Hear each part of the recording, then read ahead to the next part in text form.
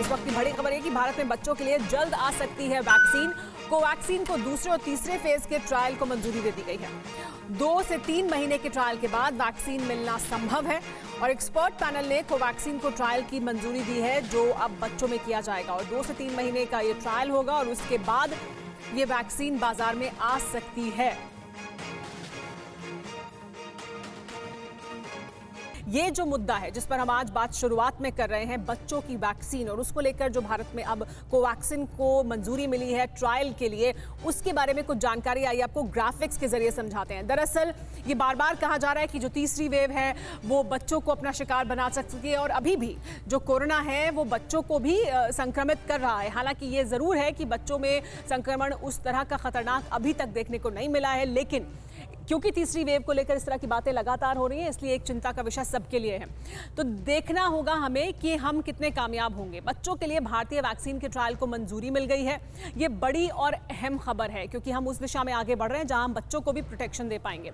2 से 18 साल के बच्चों पर कोवैक्सीन का ट्रायल होगा, इसको मंजूरी दी गई है।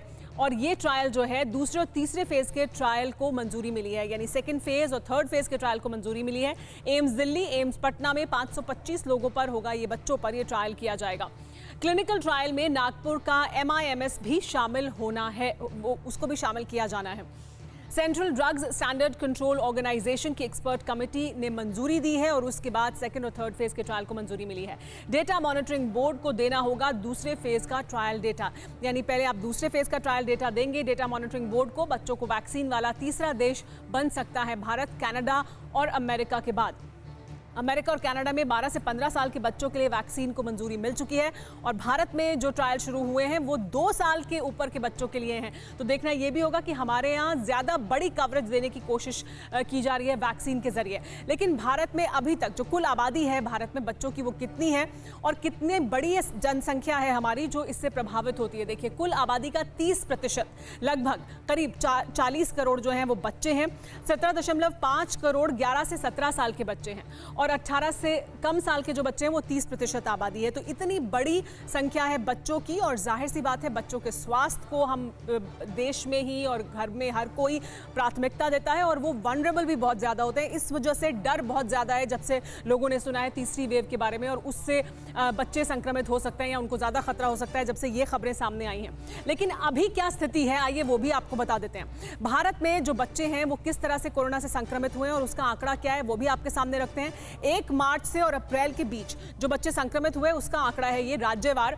महाराष्ट्र में 60,684 बच्चे संक्रमित हुए कोरोना से, कर्नाटक में 7,327 बच्चे संक्रमित हुए कोरोना से, छत्तीसगढ़ में 5,940 बच्चे संक्रमित हुए, उत्तर प्रदेश में 3,004 बच्चे, दिल्ली में 2,733 बच्चे कोरोना से संक्रमित हुए। तो ये अभी की स्थिति है।